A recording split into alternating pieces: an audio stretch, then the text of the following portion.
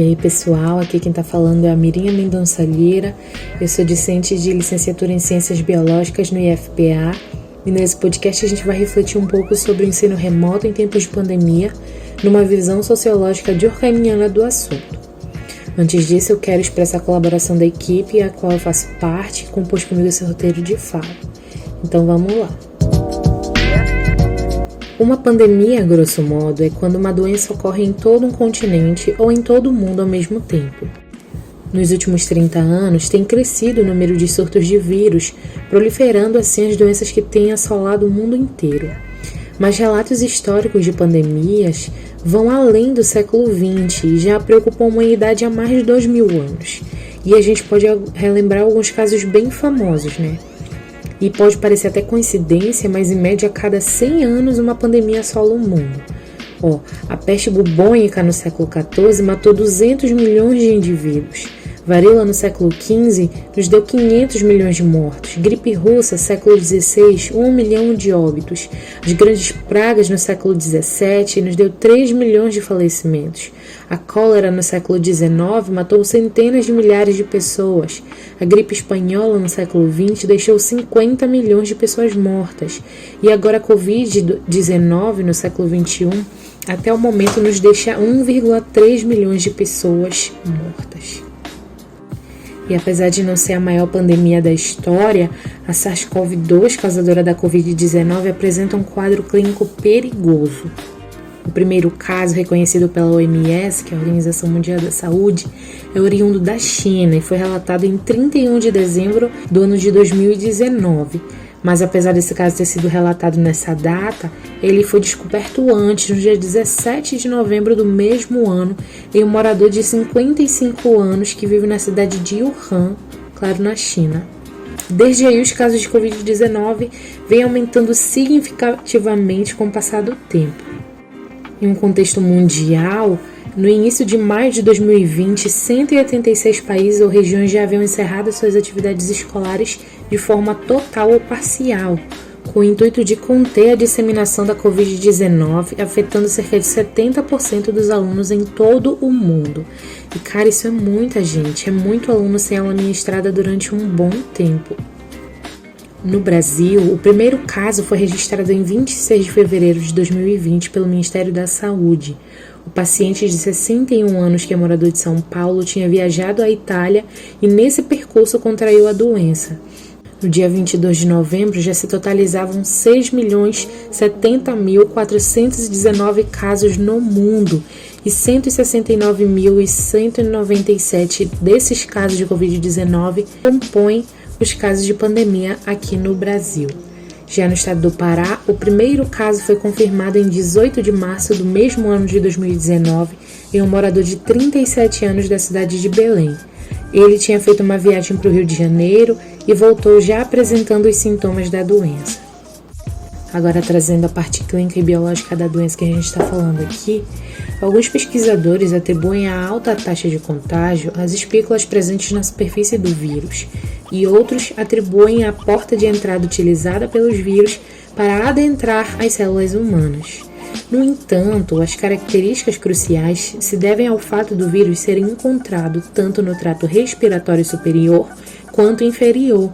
Isso vai afetando os alvéolos pulmonares, que são extremamente vitais para a ocorrência de trocas gasosas no nosso organismo. Os sintomas da Covid-19 podem variar de um resfriado a uma síndrome gripal SG, que é a presença de um quadro respiratório agudo, caracterizado por pelo menos 2 dos seguintes sintomas: sensação febril ou febre associada a dor de garganta, dor de cabeça, tosse, coriza, até uma pneumonia severa, sendo os sintomas mais comuns a tosse, a febre, coriza, dor de garganta, dificuldade para respirar, perda de olfato, que é a anosmia, alteração do paladar, distúrbios gastrointestinais, cansaço, a diminuição do apetite e também a dispneia, que é a falta de ar muito conhecida por todo mundo, que já deve ter assistido um jornalzinho na TV durante esse período. E a transmissão? Ela acontece de uma pessoa doente para a outra, ou por contato próximo por meio de toque do aperto de mãos contaminadas, gotículas de saliva, espirro, tosse, catarro, objetos ou superfícies contaminadas como celulares, mesas, talheres, maçanetas, brinquedos, teclados de computador, entre várias outras opções que aí a gente tem, qualquer coisa que possa estar contaminada e venha também a nos contaminar, né? E aí, sendo então um risco de transmissão viral altíssimo, as escolas foram uma das primeiras instituições a serem fechadas pelo governo federal aqui no Brasil para evitar o aumento do contágio entre a população.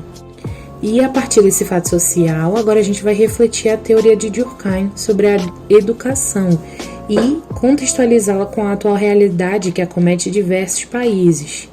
O ensino remoto, também conhecido como o ensino à distância. Para Durkheim, o homem é fruto da sociedade, apesar de nele existir uma consciência individual. Suas ideias, condutas, valores são influenciados pelo meio em que ele vive. Então, de acordo com ele, as tecnologias e os avanços na sociedade estão em constante evolução, em constante progresso, e seria cada vez mais necessária divisões de trabalho, crescendo a interdependência das funções e infinitas categorias de trabalhadores. Então, quanto maior a divisão do trabalho, mais evoluída essa sociedade seria considerada. Mirinha, interessante, estou começando a gostar mais desse assunto. Pois é, Durkheim entendia a sociedade como um corpo organizado. Tal como a biologia reconhece o corpo humano em todas as suas partes e funções, a sociedade seria como um organismo buscando soluções para a vida social. Assim, a implementação do ensino remoto foi a solução encontrada para dar continuidade à educação em nível mundial, em meio ao enfrentamento da pandemia do novo coronavírus. Tá, mas e aí? Como fica a questão dos alunos que não conseguem um acesso cibernético em curto prazo? Desde o fechamento das escolas, as instituições escolares necessitaram adequar o ato de ensinar às ferramentas tecnológicas existentes. Só que, dependendo da forma de ensino, se particular ou pública, as realidades se tornaram bem divergentes. Então, se por um lado, sociedades evoluídas pedagógica e tecnologicamente de forma fácil e rápida aderiram ao novo método educativo, por outro, em sociedades como no Brasil, onde a realidade da educação e do acesso a ferramentas tecnológicas é precária em diversas regiões, o ensino remoto ou ensino à distância gerou um atraso significativo na educação nacional, de forma maior ou menor, dependendo da região. Então, para a continuação das atividades escolares, a educação à distância se estabeleceu em diversos estados no Brasil, trazendo ênfase às desarmonias sociais nesse país existente.